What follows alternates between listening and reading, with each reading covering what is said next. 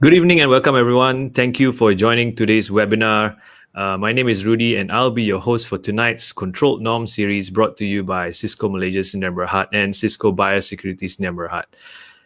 Cisco Malaysia and Cisco Biosecurity are at the forefront of security services. Cisco M has been around since 1977 and oversees guarding services, security systems, and investigations. Cisco Biosecurity, on the other hand, aims to excel in providing hygiene security by providing janitorial and sanitization services. Tonight, we'll be hosting the continuing Controlled Norm series in a much more personal area. In this series, we will speak to a cybersecurity consultant on mobile security and also privacy. As we go about our daily lives during the COVID-19 era, we are very concerned with our personal health, and at times it takes priority over other matters during our day-to-day lives. The issue of mobile security and privacy has been in question, much more in the past few months as our transactions and activities have all converted to online activities due to the MCO, CMCO period. So without further ado, I would like to introduce our guest today who will give us some insight on how far we have come in terms of mobile security. This will hopefully help you gauge if you fall into the category of high or low risk. With us, we have Aaron Mokhtar, a cybersecurity consultant who has worked under Cybersecurity Malaysia before and has given talks on TV as well as on the ground to kids and adults wise. Aaron has spent 7 years developing a strong background in cyber safety awareness, outreach, and education.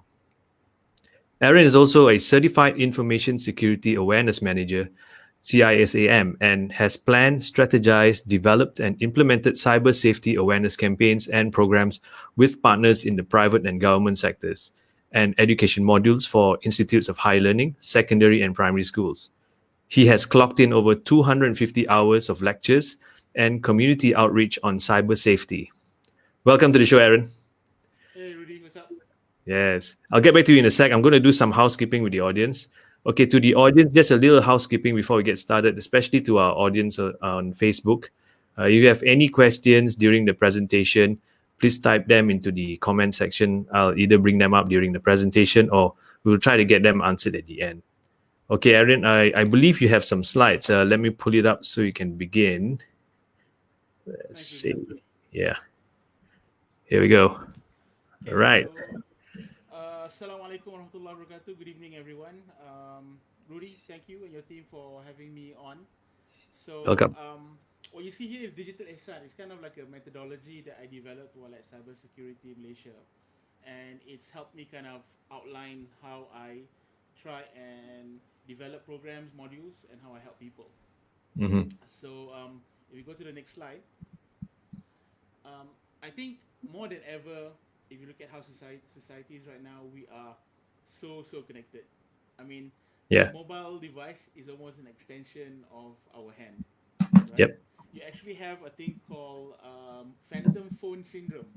It's where even when you don't have your phone, you feel that your phone is vibrating in your pocket, and you actually reach for your phone, and even when it's not there. That's actually a medical Yeah. condition that people have. So it's just kids now know how to swipe a screen before they know how to flip a page. That's the world we live in today, you know.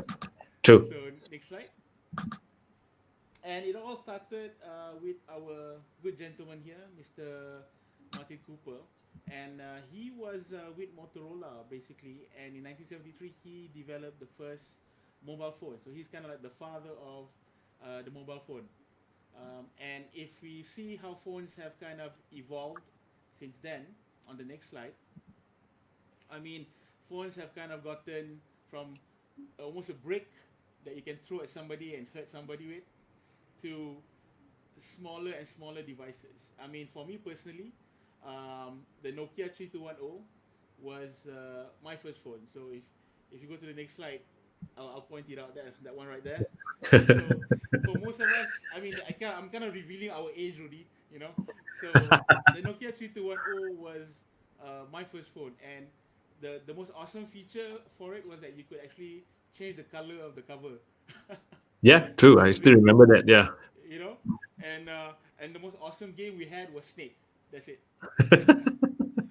But if you look at how phones have continued to evolve, which is on the next slide, we see that as phones have gotten smaller and smaller, it got to a point around 2007, specifically when the first iPhone launched, that screen real estate became a priority because people wanted more screen to do more things. They wanted to watch their videos. They wanted cooler apps. They wanted what do you call it? More interaction with what they're doing on the phone. So phones have just become more screen than buttons.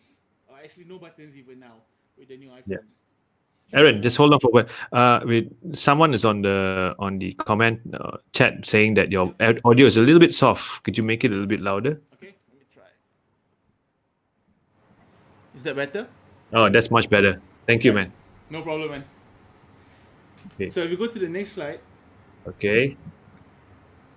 um, it's basically the thing is right. Mobile phones are not just phones anymore, right?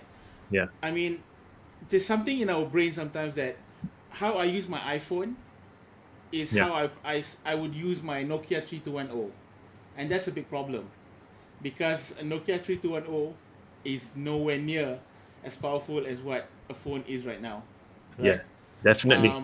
Yeah. So, and the thing is, people have to understand that. I'm going to the next slide. Is that you don't just have a phone in your hand; you actually have a computer. My first computer was like a Acer 386 Mm-hmm. with like 16 megabytes of hard disk space and maybe like 6 megabytes of RAM, and that was it, right? And now the latest phones all have like 3 gigabytes of RAM, what do you call it? 128 gigabytes of memory. Phones are no longer just phones, and that's one of the first mental blocks that we have to overcome. If people keep treating their mobile phones like the first phone they got when they're teenagers, a lot of problems are going to happen because I mean, when I lost my Nokia 3210, or anybody who lost a Nokia phone, what's your number one concern, Rudy? Well, we don't. If you lost your Nokia phone, what was it? Well, all my contacts. That's it. Yeah. That's it. It's just your contact list, nothing else, right? Nowadays, you lose your phone, you're gonna The whole lose life. your bank information, your PDF documents, work content, emails, so many things, and that's one of the first things that we have to overcome. Seeing our phones not just as phones, but as mini computers. Yes. So next slide, and that's a picture of my first computer. Wow, you still keep it. Well, this is a similar one. I don't have a picture of my Yeah. first one. My second one, there was no digital cameras yet. Yes. Yeah. So this is just a similar one online. So next slide. And by 2025, it's estimated that 463 exabytes of data will be created each day globally, and most of it is going to be on mobile devices. 86% of people are more inclined to get information online through their mobile device than in front of a computer, a laptop, or a tablet. And all this data is just a treasure trove of information for good and for bad. So if you can go to the next slide. Because, I mean, criminals are loving this. The more information that we carry in the palm of our hand, they're having a day trip. I mean, there was a time when if somebody wanted to steal a computer, they probably have to break into a GLC. They probably have to break into IBM or Mason Niaga building because that's the only place in the whole country that probably had a computer at a certain point in time, right? And then suddenly people started having their personal computers like maybe what I had in the early 90s. And then criminals could either break into a building, office, or break into a house. And then laptops came along. And now you have office, home, or your car because people go to the gym, go futsal, leave their bag in the car, and it gets broken into. I've actually had my car window broken twice because there was a black bag and whoever broke it thought that there was a laptop in it. Sad for them, it was my kids' school books, right? Okay. Because I do a lot of talks. Sometimes you get a goodie bag with a laptop bag, and my kids are like, "Oh, new bag, can I have it?" So I give it to them, right? Not thinking that actually a black bag is like a magnet for criminals because they see a black bag in a car. First thing is, oh, laptop or iPad in that. So I didn't know that. Yeah, you're right. yeah, that's why if you notice a lot of the latest laptop bags are no longer just plain black. They make them as funky and as colorful as possible so that they don't attract that first ooh laptop bag response from people with bad intentions, right? I mean, the school books were no big deal for me to replace, but every time they broke a window, I had to spend like 200 to 250 to fix a window. True. So, more gateways. And now with a phone, right? You go to a mama with your friends. How many of your friends will have their phone on the table while talking, right? All of them. You can Google videos on YouTube where criminals are just walking in with a parang and they're just walking table to table, picking up everybody's handphone on the table, True. walking off. So it's just more opportunity with more information on devices that are mobile and easily accessible. Next slide. And even though we might think that, the biggest threat to mobile devices and mobile users is hackers and, malware, ransomware, groups of like anonymous, group of hackers who are trying to have some major conspiracy to steal my data. The reality is that if you go to the next slide, the weakest link in any security chain is the human factor, right? We are the final gateway to how secure we keep our devices. Are we taking the necessary precautions? Do we understand the phone that we use? I mean, a person who has an iPhone will actually use it differently from a person who has an Android phone, right? Yeah. You would have to understand the different ecosystem. You'd have to understand the different threats. And that's, with iOS, it might be easy because there's only one iOS at a time, right? But when you go to Android, then that's fragmented more because Samsung's Android is not going to be the same as Huawei's Android. It's not going to be the same as Oppo's Android because everyone's updating at different paces, which means that not everyone will be secure at the same time. So these are all just opportunities for criminals to find that backdoor into your device. Next slide. And based on the 10 most incidents classifications tracked by Cybersecurity Malaysia, the MISA division in 2019, a total of 10,000 cases were reported, and out of that 10,000, almost 70% were fraud incidents, right? So you might think that, I have to worry about the hackers, but it's actually somebody calling you on the phone and saying, hey Rudy, there's a parcel for you, but you have to put a deposit down. Or hey Rudy, I saw some suspicious activities on your bank account. Can you please share your IC number to verify who you are? All these things. And because we're humans, sometimes when these things come at us at a time when we're comfortable and safe, we're hard to fall into the trap, right? But imagine during MCO, somebody calls you up, Encik Aaron, what do you call it? Your number was flagged because a shop you visited, there was an outbreak of COVID. So can you please verify that this is Aaron and your number? And I'm panicking because, oh no, did I just get COVID? So because I'm in distress, I'm more inclined to lower my guard and give as much information, hoping that, I don't have COVID. So fraud is all about taking advantage of people's behavior, how they act, and how they respond to people. Next slide. And this is just to show the number of cases last year for fraud. And the second highest was intrusion, but you can see the big difference between the two. Yeah. And that's the second highest cases, intrusions, right? Intrusions are like somebody actually trying to hack into your network or your device. So there's a big difference. Fraud is a big problem when it comes to cyber threats. Next slide. And during this COVID period, we've seen a lot of cases involving fraud that is stealing of personal data. I mean, honestly, right? I don't want to give anybody ideas, but if you are a telemarketer, all you have to do is drive around one day and stop by every mama and supermarket and just ambil buku daftar dekat pintu masuk. Because you'll have a list of names and phone numbers right there. Because everyone is just willingly giving their names and phone numbers, right? So honestly, just a quick off topic, but still on topic. But if you go to any location and there is an option to scan the QR code and register online, it's better to do that than actually write in a book, because at the end of the day, you do not know where that book is going to end up. Is it going to end up in the trash? Is it going to be shredded? Is it going to be kept in some major supermarkets database so that they can later promote and sell you stuff? Exactly, yeah. Yep. So these are things that we have to take into consideration. Fake offers of goods and services. So we saw people selling masks that were ineffective because they didn't have the proper materials or the proper thickness. You had impersonation of authorities. You had SMSs coming in, or MKN says this. What do you call it? Kementerian Kesihatan says that. And then you find out later on, oh, it's all fake. It's not real. So much information coming in. And because everyone's in panic mode, we're more inclined to believe. Fraudulent medical offers, people selling fake hand sanitizers, and then fake requests for charitable donations. You want to help, right? A lot of people are going through a lot of difficulties financially during the MCO period, during the COVID pandemic, and we want to help, right? The people who are well off want to help, but then they end up falling victims to people who are taking advantage of people who are more charitable.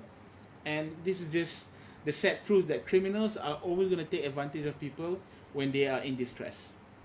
Next slide. So if you look at digital or mobile device security, it's not a digital problem more than it's an analog problem. You know, I put pictures of bottle cap because it's like, you know, very hands-on, old school, but it's like, it's the human factor that's the most important thing. Next slide. And that's why a lot of what we did at Cybersecurity Malaysia was talking about securing the human, right? Because if I do a whole class on how to secure your mobile device, a few months down the road, the iOS or the Android OS changes, and everything that I've taught isn't valid anymore because some policy or some setting has changed. So securing the human is always the most important thing. And whether it's for a family, whether you're a father and a mother trying to secure your kids, or you're an organization trying to secure your staff. Next slide. And there's a big difference between awareness and habit, right? Like what we're doing today, Rudy, is a great opportunity to share and talk about mobile device threats and security and privacy. So we're providing awareness. But then how many of the listeners tonight are going to change the habit? You know, instead of using one password for all their devices and all their logins, have a different password. How many people are going to start having a multiple lock screen, two-step authentication? You know, these are all things that habit is very important, not just knowing, but practicing on a daily basis. Next slide. So, as you mentioned earlier, basically today we're talking about mobile privacy and security. And if you go to the next slide, what is mobile security and why is it important? Well, mobile security is basically defined on the next slide as mobile security means the security measures designed to protect the sensitive information stored on the transmitted by smartphones, tablets, laptops, and other mobile devices. So if you're communicating digitally, if you're communicating on a device that you can carry with you, that's basically mobile security. And securing mobile devices is very important because over the recent years, the number of devices in the world is like crazy, you know. It's not just even about one person, one mobile device. It's about some people actually, you know, one person, three mobile devices. You have one for work, one for family, and one for like second wife or girlfriend. But you know, that's the wrong reason to have more than one device. But I mean, you know, people will have their own reasons to have multiple devices, right? So the number of devices there, for sure, what do you call it, are way ahead of the number of people actually using mobile devices. And it comes down to how we are using the devices that is very important too. So if you look at the next slide, big data is a big thing, right? It's great that anytime I go into Google, Google knows what I'm looking for. And the way it does that is because it's curating all this information from all over the world to know that when I want to search for a car, it'll show me the right websites for the right cars based on my surfing habits and things like that, right? And this is great. But the problem is that all this information is collected now, right? From where I go, what website I visit, how long I'm looking at a certain page, how many times I log in and log out of the internet. And this is all information that can be used to help me and make things convenient to me, but at the same time can be used by criminals for the wrong reasons. Next slide. And big data is only going to get bigger. Probably, you know, in a few more years after Industrial Revolution 4.0, there'll be like humongous data because that's the reality. The more information organizations keep, the more they know about you, the more they can help you, the more they can manipulate you, the more they can take advantage of you. So again, it depends on what the data is being used for. Next slide. And BYOD, bring your own devices, right? More and more companies are allowing staff to bring their own devices to access company email, to access company documents. But the problem is that one is, I mean, imagine if you're an IT security guy for a company, right? Securing your own network is already a big challenge. Now you have to secure the devices that people are bringing in and out of work on a daily basis, right? That you don't know what they're looking at online when they're on their personal devices. You don't know what apps they're downloading, how secure they are. So this just opens up a whole new can of worms. Next slide. And then of course the Internet of Things, right, where everything is connected. I mean, the one of the new features for iOS 14 for the new Apple is that it'll be able to unlock the new 5 Series BMW coming out, I think next year, right? So I mean that's awesome because I don't have to have my keys anymore. But at the same time, are you sure you want your phone to unlock your car? Because now if somebody steals your phone, does it mean there's an opportunity that it can also steal your car? Now, of course, a lot of security measures will be added to make this a seamless experience and as safe as possible. But I mean, when your thermostat, your aircon, your fridge, your blender, everything is connected, everything communicates with each other. I mean, imagine like you watch all these hacker movies, right? And the cyber hacker is hacking into a network and it looks so awesome, right? In the future, imagine if you have the most secure handphone, you have the most secure Wi-Fi, and you get hacked through your blender because the blender you bought was like a A smart a la blender. carte blender, and didn't have the proper security settings because the company that built it didn't implement it. I mean, this is what Yeah. happens when everything is connected, and we've seen cases of criminals accessing homes through child monitors, for instance, right? Recording, looking at videos that child monitors looks at and recording the audio. Of course, it also works the other way, where there's actually a very famous video on YouTube where a British hacker hacked into a cyber criminal call center. I don't know if you've seen that video. And he basically hacked into the whole network. So all the cams, all the audios, he captured everybody in that building who are doing scam calls all over the world. God, wow. It's the Wild Wild West, man. WWW. So next slide. Hold on, huh? Is that it? Is that it? Okay. Yeah, I think So that's it. yeah. So again, devices are getting more powerful. They're getting more and more connected to each other, and more people are using it. And again, these are the challenges that we face. Yeah. So, of course, like, we know that the smartphones are getting smarter, but will it one day outsmart us? Well, I mean, honestly, a calculator can outsmart me. you know, so if we're talking about pure processing power, um, humans are already way behind, right? We can never calculate as fast as a computer. And like I said, even a calculator can do maths faster than the average person. Yeah. But where digital devices or technology will never overcome humanity is when it comes to creativity, when it comes to creative or abstract problem solving, Yeah. right? I mean, you look at Siri, right? Yeah. On the iOS or Google Help, I think on Mhm. Android. Yeah. And sometimes when you're asking them to do things or asking them questions or asking them to remember something or call somebody, it feels like you're talking to another person, right? Yeah. But the Correct. reality is that it has so much data fed into it, is that out of removing all the wrong answers, it knows the right answer to give you, Yep. right? So Yep. it's not really intelligent, but it's been taught to give the right answer. So if you talk about smartphones, can they outsmart people in terms of like raw processing power? Yes, long time ago, since the For first speed. calculator. Yeah, Speed, for speed lah, you know. speed. But the right brain of what we have, Yep. that is not possible. Yeah. Yep. You know how like big data, right? Yeah. I mean, a computer will probably look at all this data and tell you, okay, this looks like something's going to happen there, right? but it takes a human to take that information and do something about it, Yeah. right? So, yes, devices are smarter than people already, but where the device cannot outsmart somebody is in terms of how it's used, right? Yeah. Because it's an inanimate object. If I leave it on the table, it's not going to do anything, hopefully. So that's where, like, like people like Elon Musk is worried that, okay, AI Yep. that may one day be smarter than human and then destroy us all. So I that's believe science that, fiction. yeah. Well, I mean, I believe AI is possible, but not artificial conscience, Mm. right? So the ability to process, to give you answers that you want, to solve problems, yes.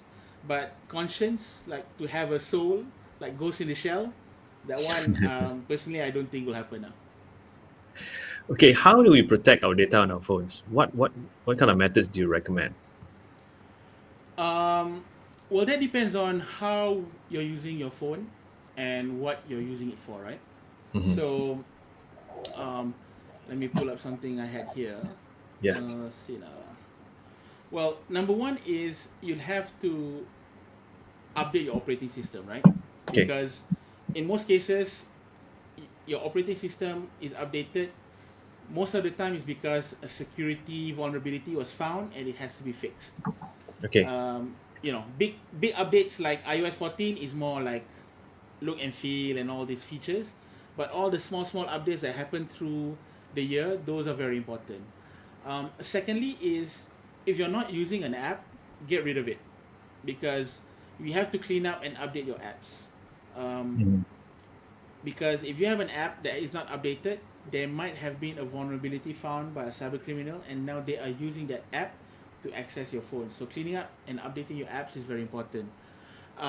Then I would say, if you lose a phone or it gets stolen, wipe it clean, right? So you have to have that feature activated on your phone, which is location or clean wipe, so that remote wiping your phone. That's very important because Mm. phones are getting lighter. It's very easy to misplace or for it to just slip out of your pocket or handbag. Um, the human factor, we talked about the human factor. Think before you click, download, forward, or open anything, right? I mean, WhatsApp is a treasure trove of memes, but there's so many times where somebody on one of the groups that I'm in says like, "Hey, Aaron, check this out. It's really cool." And then I look at the URL and, dude, that URL looks very dodgy. But I've been blessed because my 7 years at Cybersecurity Malaysia has kind of taught me to kind of look at these little things, and it takes practice. It's habit. I didn't just develop this kind of positive paranoia overnight. It's something that I developed slowly. So now when somebody wants to share something with me, I'm always looking at the link. I'm always looking at what the URL says. Is it spelled correctly? Is it .com or some something something that's dodgy? These are things that we have to look out for. And then the one that a lot of people are not keen on is understand the terms and use, terms of service. The fine little print at the end Yeah. of a document on an app that you use or the device that you use. I know it's hard. Most of the times, I don't even read it. But if you can read it to have an understanding of actually what will happen when you sign up or use an app. So meaning, like, when for those phones that are not updated for a fairly long time, this Yep. gives what you're saying is this gives the criminals or those people, syndicates, some time to craft out some loophole to go in and some vulnerability for them to take advantage of, right? Yep. See, when it comes to cybersecurity, the good guys are always, or most of the time, on the defensive, right? Mm. Because we don't know where the attack is going to come from, right? Yeah. So there might be 0-day vulnerabilities. So 0-day vulnerabilities are weaknesses or faults in an app or software that even the person who created it didn't know existed. I So see. if you don't know a problem exists, how are you gonna fix it, right? You Yeah. almost have to wait for the attack to happen and just hope that you're quick enough to respond, that you nullify or minimize the amount of damage or the amount of data that's stolen, right? Mm. So this is where, because they're always on the defensive, updating is very important because as threats are revealed, changes are made, and devices are secured. Yeah. Okay. I'm not sure if you answered this in the last question. What are the forms of cyber threats that everyone should understand? Okay, when we talk about the forms of cyber threats on mobile devices Yeah. specifically, right? Yeah. Mobile. One is data leak, right? So that means unintentionally revealing information, whether that information is private or whether that information is personal or your company's information. Data leakage is a big problem, and that can happen whether your device is stolen, your device is hacked, whether you unwillingly reveal information. There's many ways that data can leak.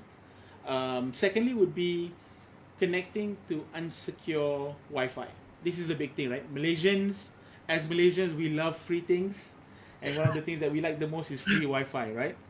I know people who choose restaurants and cafes not based on the food, but based on how good and fast the Wi-Fi is. But that is a problem because if I'm connecting to an unsecure network, that means that when I send or receive information, that information can be stolen, right? Which goes back to data leakage. Um, Thirdly, network spoofing, right? I go Yeah. into a coffee shop, let's say Aaron's coffee shop, and I open up my phone and I look there and it's Aaron coffee shop Wi-Fi, and I click on it. But it turns out that Aaron's coffee shop doesn't have any Wi-Fi at all. What you're connecting to is actually somebody's laptop sitting in the corner who's made his laptop a hotspot. So that's And all called these people, spoofing. yeah, spoofing. So network spoofing. So then you have phishing or Mm-hmm. smishing. So phishing is basically fraud through email, and it's Okay. actually quite big on mobile devices because you have less screen space to look at the message. Yeah. So criminals are more able to kind of, in a way, manipulate you to click on a link to get more information, right? Yeah. And smishing is fraud through SMS, right? You Oh, get okay. WhatsApp messages um, that says, "Oh, please click on this link to get information," or click on this to get free loan and all these things. Spyware is a big threat, Mm. and spyware. There's two types of spyware. One is spyware that is unknowingly installed on your phone maliciously um, by a cyber criminal or a malicious software. Another type of spyware is the one that maybe your wife or your husband or your parents install on your phone, right? So again, this goes back to what spyware is being used, how it's being used, and why it's being used. And then improper session handling is a big problem. We have so many accounts that we log into. The problem is it's leceh lah, not log out to everything. So you're constantly logged into so many apps or platforms, and it's easy for somebody to just borrow your phone and just, I mean, there was one thing in cybersecurity Malaysia what we did for fun. If we ever found anybody's computer that the screen wasn't locked, we'd mess around with the desktop. We'd change the desktop language to teach each other lesson lah. So if somebody left their phone and I could access it, I'd go to the language and change it to like Japanese, right? Because it was a fun prank, but at the same time it was to teach each other a lesson that please make sure your phone or the platform that you're using, Facebook, social media, when you're done, log out. So to summarize all these threats, basically threats come into four main areas. One is web-based mobile threats, right? Okay. So you surf on malicious websites, something bad happens. Second is app-based threats, right? Okay. So a threat that comes from an app that has been compromised or an app that has a built-in Trojan feature to take advantage of you. Third Okay. is a network threat. So we talked about unsecure Wi-Fi. We talked about network spoofing, and the fourth is the physical threat.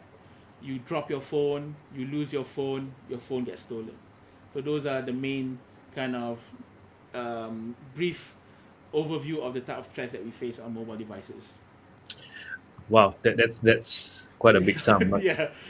so it means that there must be some features on the phones right now that actually can help assist it being more secure. So maybe you can share some of these features that most of the phones has, whether it's iOS or Android. um, well, the first thing is we have to understand that there are a lot of different operating system for mobile devices, right? Yeah. Obviously, the main two are Android devices, and the second one is iOS devices. So these are the Yeah. two main ecosystems that mobile devices are. The majority of them are on. Now, Mm-hmm. most of them will have user authentication, right? So this is your Yeah. screen lock, password, biometric, face recognition. Like with Android phones, you can draw the design to unlock your phones. So these are in 99.9% of phones, it's definitely there. So always take advantage of these features because that's kind of like your first line of defense. Secondly is some phones or most phones will have auto update Yeah. They activated, do. Yeah. but sometimes the feature is not automatically set to on. So if you have a new phone, just make sure that your auto update for apps and your operating system is set to auto because that helps a lot. Mm. Thirdly, enable remote data wipe as an option, right? So we talked Mm. about how, na'uzubillah, God forbid, your information or your phone gets hacked or your phone gets stolen and or lost. You have to be able to remotely wipe that information as fast as you can. Um, and also, we have to look at the things that we overlook, right? Yeah. I mean, before you even get a device, right, and thinking about what security features are on this phone, we actually have, again, going back to the securing the Yeah. human, Yeah. you have to think about what do I want to use this device for, right? What are the features that I need in this phone? If you are just going to use WhatsApp, you don't need to get like iPhone 11 if you're just using WhatsApp, Yeah. right? It's overkill. But the challenge now, of course, is that mobile devices are status symbol. Everybody wants to have the coolest, most expensive phone. And what happens is you might have a machi who all she wants to do is WhatsApp and take pictures of her choo-choo, right? And to do that as fast and as easily as possible, she doesn't have any screen lock, password, face recognition, because for her those are just extra hurdles she has to kind of step over. That's why when we talk about security, right, it's always a balance between convenience and privacy, right? Which is more important to you? If privacy is more important, then you're gonna focus a lot on securing your device. But if it's Yeah. about convenience, people are gonna. I mean, again, example. Um, I'm sure people in organizations have seen some staff who, oh, malas lah nak bawa tag. So what do? They kind of remember a friend's number or their own number, right? Because then they can just key it in and go in, no problem. For True. them, it's no True. big deal. But actually, again, that what's happening now is that people are bypassing security features by sharing access numbers, and when that happens, then if something bad happens in a let's say something gets stolen, people can track who entered or exited a certain room or facility because people are sharing their PIN number, for instance. So if security is too tight, people are gonna try and bypass it. But if you're just looking at convenience, then security is going to suffer. So it's always that fine balance Gotta strike a between, balance. yeah, strike a balance between convenience and security. I see. Okay, so let's talk about some this thing called apps, mobile apps that we use every day. We download those apps. Now, how safe are these? Whether it's iOS or your from your App Store or Google Play Store, some apps actually in between while you're using it, that's pop up of ads. How Yeah, safe are these ads? it's that's a tricky question because okay, it's a tricky question because Android and Apple, or Google and Apple, are doing everything they can to make sure that the apps on the App Store or Google Play are safe for the users, right? Yeah, Because it's their reputation. If Google builds a reputation of all their apps are dangerous, nobody's going to use their apps. App developers are not going to build apps for Android, and everyone's going to go to the other side. yeah, Same thing for the other side, right? So Android and Apple are doing the best they can in terms of setting up, what do you call it, a process of how to vet apps, how to make sure apps are not used for the wrong reasons, right? So, for instance, Google has their Google Play Protect program. But at the same time, humans are not perfect.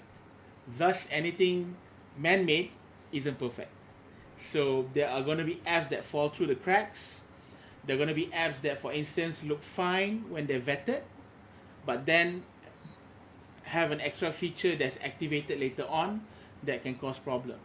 So the majority of malware that happens are adware and subscription fraud, right? So adware is, for instance, you get a phone, you have an app, it could be a game, it could be a social network, and it's free because there's a lot of ads, right? Yeah. The problem is that some of these ads, when you click on them, maybe trigger a link that downloads malicious software, right? So that's why you talk about adware, malware. The other one, which is subscription fraud, is where you have an app, you click a button, and suddenly you're charged through looped SMSs or text messages, or suddenly you're subscribed RM5 a month for some app that you didn't even know you've used, that you downloaded like 2 years ago. But then you always wonder, how come my bill is always like RM5 extra? Can Yeah. And this has happened to me actually, but the reason it happened was because my kids got my wife's handphone, and we have a shared iOS account, so they downloaded and subscribed to something. So that really sucked. But I was checking and I was like, oh my god, this is like RM45 subscription a month, you know. Oh man. And so we have to be aware, you know. Even for me, I have to like regularly check my device. Check, like for iOS is great because under your App Store ID, You you tell can you your check the subscriptions subscriptions. that you have. Yeah. Yeah. Yeah, You you can know. cancel that and it tells you when it expires and all that. Yeah. Exactly, yeah. So that's great. So, and a lot of the announcements that Apple has just made for the iOS 14, they're giving people more control, knowing what a device is going to do. So that's great. So again, the Google and the Apples of the world who do all these operating system for mobile devices are trying to do their best. But again, anything human made is not perfect, and there'll always be some hole or some backdoor that was not caught and will be taken advantage of. Now, this one, I like this one. Most of us tend to use the same passwords for all our accounts. Now, I mean, is it really a safe thing to do? Now, I know that's not even a question, a valid question. It's just not a safe thing to do. So, what kind of password management applications would come in handy? I mean, the ones that you think would really work. Okay, so yes, definitely do not use the same password for all your accounts, right? Because this is what happens. Somebody, when I was looking at Cybersecurity Malaysia, they complained that their Gmail got hacked, right? Yeah.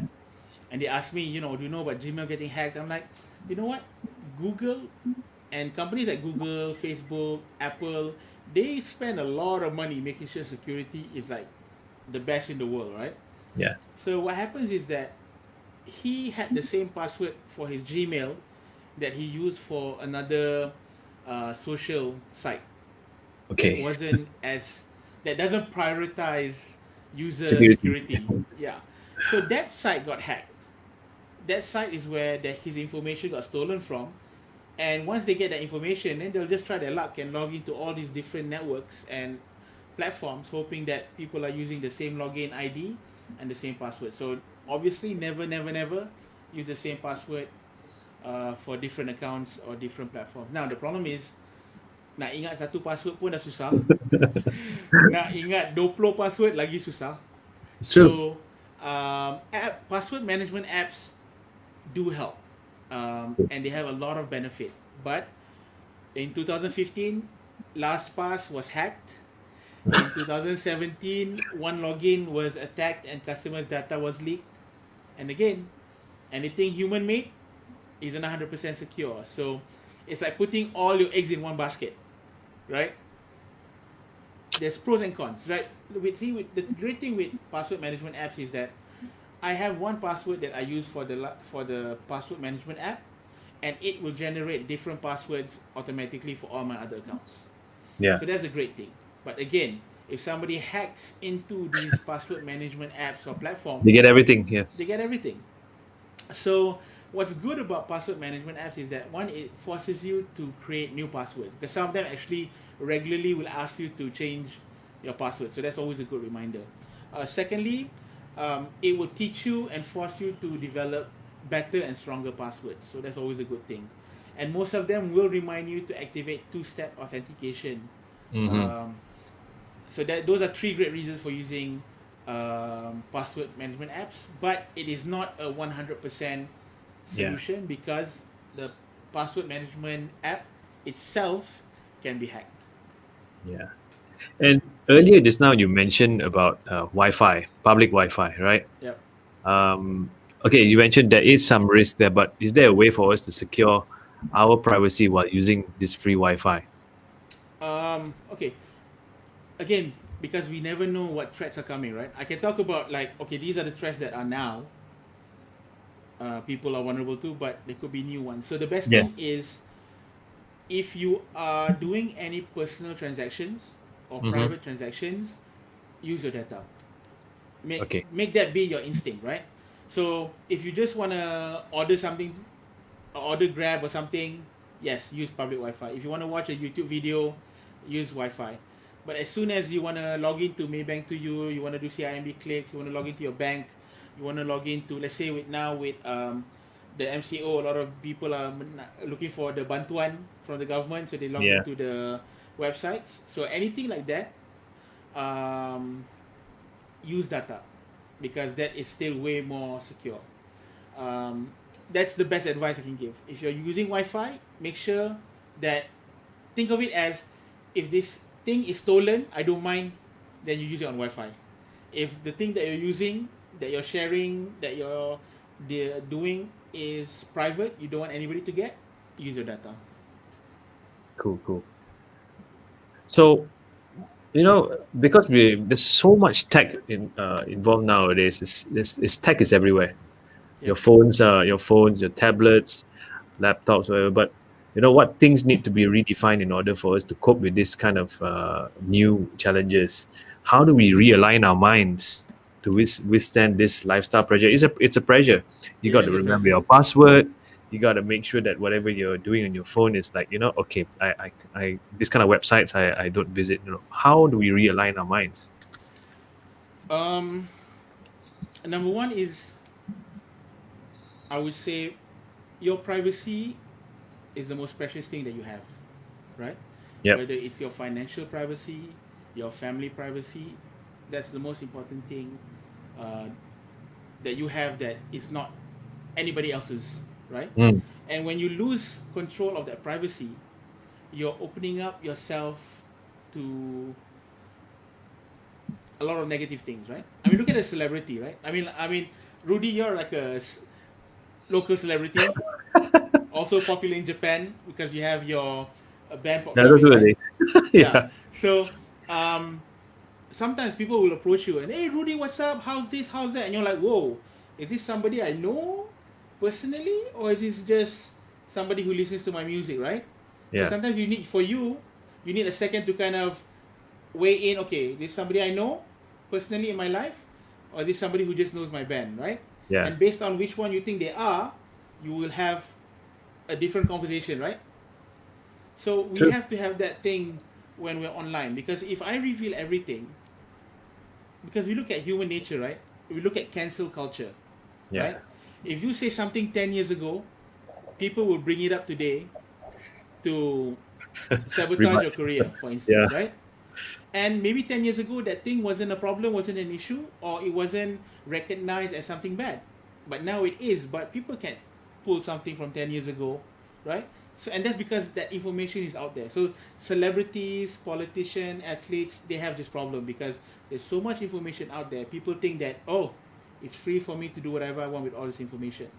So number one is, your privacy is golden, right?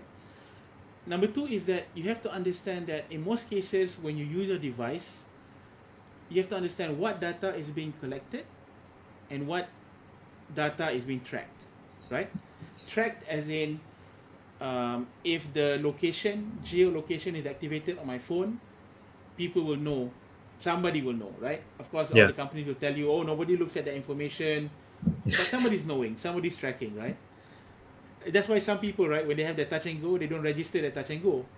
because they prefer to put aside all the benefits of a registered touch and go because they're afraid that if they link their touch and go with their IC number, people will be able to know your movements every time you Yeah. smart tag whatever, right? So again, Yeah. this is how much information you want to share. So you have to know that you have full control, but you have to understand that kind of give and take between convenience, how much you want to give so that it's easy for you to do something, and how much you want to keep private so that you have privacy. This goes back to like information is basically, I think there's three categories I always say. One is information that only you can share, Yeah. right? You have full control over this. What pictures you post online, what videos you post online, this is something you have full control of. It's your responsibility 100%, right? Yeah. I decided almost 10 years ago I would never put pictures of my family, my kids, anywhere online or digitally. And if I did, I would mask their face, for instance, right? Mm-hmm. For Yeah. my personal privacy. Secondly, there's information that is optional, right? For instance, I would say that if you log into Facebook for the first time, it'll ask you for a lot of information. Yeah. Most of the times, the only thing that's compulsory is your email. Everything else is optional, right? Yeah. So those are the optional things that you can choose to give, not to give. That depends on how much you want the platform to know about you. And the third one is information that you have to share, right? Examples of information that you have to share is your email address, because in most cases, anything you want to use or log into digitally, the minimum information that they require of you will be your email address, right? Yeah. Or if you do online shopping, you have to share, most cases, your credit card number, right? So how do I control information that I have to share? This is what you mentioned before with like password managers, right? Maybe using Grab, Fave, all these platforms that Hmm. kind of make the payment transaction for you so that your actual credit card or bank number is never revealed. So these are ways that you have to kind of navigate how much information you share online. So I would say that the mindset is you have full control of information. You have to be responsible for it. Cool. Cool. Understand. And we see a sudden surge of the usage of e-wallet, especially during the MCO period, because government's giving out subsidies and whatnot, right? So Yep. is the usage of e-wallet, there's some fear to it. Some people do not want to install it because they feel like, oh, there's some safety risk. Yep. And is this fear justified? It is justified, but it depends on what's causing the fear. So what I mean by Mm. this is if I am worried about a company that's independent Yeah. making financial transactions on my behalf, yes, that is a worry because can you trust them? Number one. Number two, are they taking all the necessary safety precautions to Mm-hmm. make sure that my data, my information, my spending habits are private, Yeah. right? But if you're looking at it from a perspective of I cannot trust them with my money, that one is not really justifiable because actually any transaction that doesn't directly take out money from your account is better than taking out directly. So what I mean by Mm. that is actually from a security perspective, if I'm going to buy something, it's better to use a credit card, for instance, than a debit card, right? So again, I'm not condoning the use of credit cards because there are religious factors and cultural factors in terms of Yeah. why True. you should or should not use a credit card. But in terms of security, using a credit card is actually safer than a debit card because when I use a Mm-hmm. debit card, the transaction is immediate, money is taken out of my account, right? Mm-hmm. Correct. With a credit card, if I make the transaction, anything funny or fishy happens, I can tell the bank, oh, something was charged improperly or there was a problem or something is wrong. The bank will immediately stop. Money was never taken out of my account, right? So these are things that we have to take into consideration. So same with all these e-wallet platforms, right? If they're making a transaction on my behalf, but they never reveal my personal information, that's great, because Yeah. then every time I buy something, I'm not revealing my personal information. But it comes down to whether I trust the platform I'm using, that they are taking all the necessary steps. Because honestly, with security, right? Security features have to be built into the foundation of a platform or app. You Yeah. can't build the app first or build the platform first and then, okay, the cherry on top, I'll put the security feature. It doesn't work that way, because then there's so many vulnerabilities. But from the first day, if I talk about, okay, this is why it's going to be secure, and every step of the way, every brick I put into my app, I'm thinking about security, it's going to be much, much more safer. So this goes back to the company. Are they going to spend extra money to hire a great security team to look into all of this? Or is UI, UX more important and a priority first, right? Yeah. And then security an afterthought? Yeah. So now I want to ask this question because I think it's very important. Kids nowadays are all exposed to mobile devices, whether it's the iPad, the iPhone, or all kinds of tablets that you have right now. How can we prevent them from being victims of cybercrimes? What advice, what things that we should do to prevent The, them from being these victims? the easiest thing to do, but also the answer that most kids will want to kill me, is don't give them a device. Hmm. I mean, it's that simple, right? I know I'm a father of five, so I know people are being, oh, easy for you to say lah. You probably have no kids. I got five kids, and every day, my older three, Form One, Standard Five, and Standard Two, every day they're asking me for a phone. Every day, right? Um, because one is the cultural status thing, right?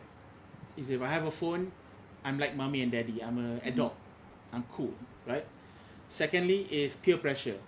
Oh, my friend has their phone. My friend has their TikTok account, has their Instagram account, has their Facebook account. They play Roblox on the device. I want to play Roblox on my device. So there's that peer pressure factor. And then thirdly is just kids nowadays are used to getting content immediately, right? Like maybe for us, dulu you finish school, you have to wait for 3 o'clock for TV3 to start broadcasting Yeah. cartoons, right? Yeah. Nowadays, they can just swipe Netflix, Amazon Prime, iFlix, YouTube, so many platforms, so much content. So these are the challenges of why, not challenges, but these are the factors that why kids want devices, right?